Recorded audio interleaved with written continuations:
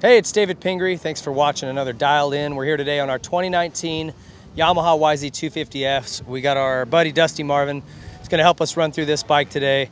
And he's been on the track all day. Yamaha's been here helping, trying to find a good setting. Again, our track today was a little bit hard packed. We got a lot of wind, so we didn't get any big bumps, which made it hard to really tweak suspension too much, but we have a pretty good idea, and we know that these bikes come very, very close. The Yamaha comes with arguably the best suspension in the class, just stock. It's so good, just as it is. So it wasn't too big a deal.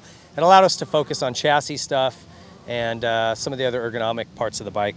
So as far as suspension, where we landed, just so you know, standard setting from Yamaha, front fork is 11 out on the compression, 9 out on the rebound, with the fork height set at 105.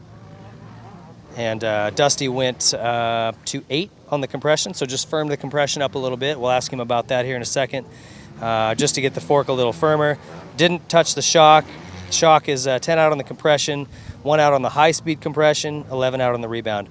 One thing that the Yamaha guys did tell us and really wanted us to convey and pass along is that the sag number on this bike is very, very specific, and it's important to get right. The range they recommend is between 102 and 104. So it gives you very little room. You know, sometimes on the other bikes you can have a swing of 8 to 10 millimeters difference between what maybe a lighter, smaller guy likes and a bigger, heavier guy. They said this one, the minute you get out of that range, it'll start to have an effect on the way the fork feels. It'll feel kind of harsh mid-stroke and out of balance. So Dusty said his at 104 and felt comfortable to him. From what we'll get his thoughts, but that's where they landed. So just be sure, check that periodically and make sure you're in that 102 to 104 range. Dusty, before we move on, let's talk about that suspension. Again, we didn't have a lot of bumps, but you made a couple little changes today.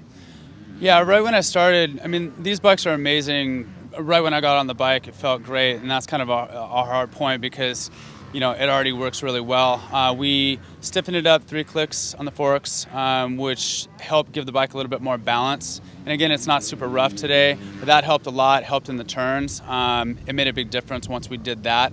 The sag at 104 felt just right. We didn't have to make any adjustments after that. So it was just 3 clicks stiffer in the fork, and it worked really well.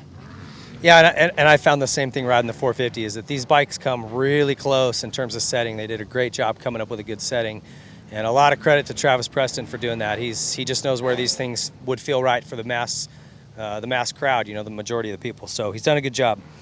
We got into some mapping, and I want to go over that as well.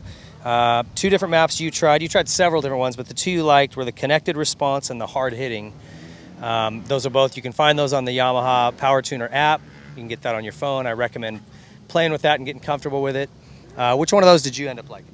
So I like the connected response the best. That's the one I used last. The hard hitting was really good. I felt like right when you get on it, the stock setting was a little bit jumpy, and it smoothed it out a little bit, and then the throttle response was really good through that mid-range.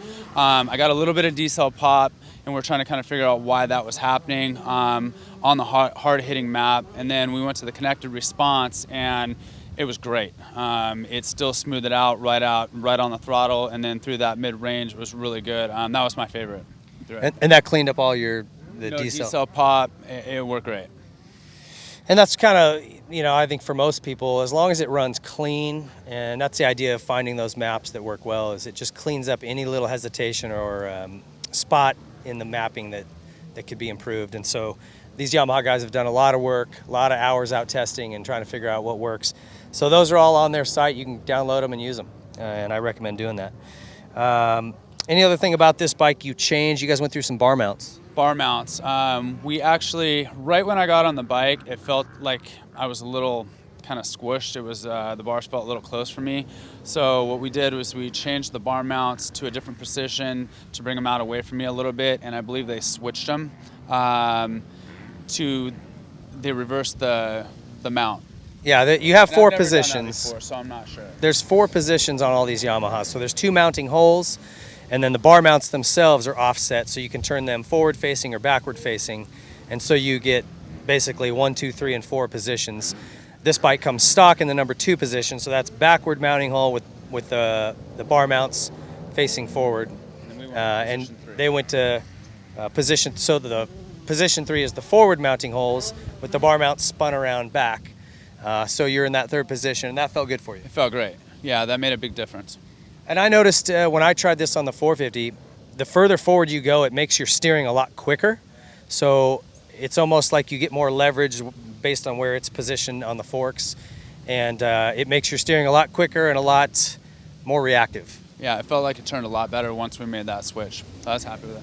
And so depending on how you, some of that is just personal preference. So if you don't like it to be, if it feels nervous, like it might be too quick, you might want to go back to that stock position, but definitely play with forward and back at least. And just feel it out. It's easy, it's an easy, quick change. And you can also, if you want a taller bar mount, the 450 bar mount is 5 mils taller. So that's an easy purchase you can find and or borrow one from a guy and try them out, see if you like it. But it's another option for maybe taller riders. Anything else you want to add on this thing? I'm super happy with the bike. I mean, it rode great, super smooth. I felt really comfortable on it right away. So, I mean, they've done a great job with it. I mean, it's a fantastic bike. Yeah, they really have done a good job. They do want to recommend, again, we mentioned this on the 450 video, make sure your chain tension is right. There's a bolt on the chain guard on the swing arm. And from that point, you want 3 fingers. If it starts to get too loose, the chain will slap into that bolt and knock it loose. And then you've got a flapping swing arm protector there. So a good way to tell if you're too loose, you'll have little dents and scratches on the actual aluminum part of your swing arm. So keep an eye out for that. Make sure your tension's right. Again, mind that sag number because that's critical on this motorcycle. And with the clutch, if you're changing clutches, remember these have a unique 2-fiber system. There's outer fibers and inner fibers, and they're different from one another. So be sure to reference your owner's manual. It's very detailed in that manual and specific to how those should go.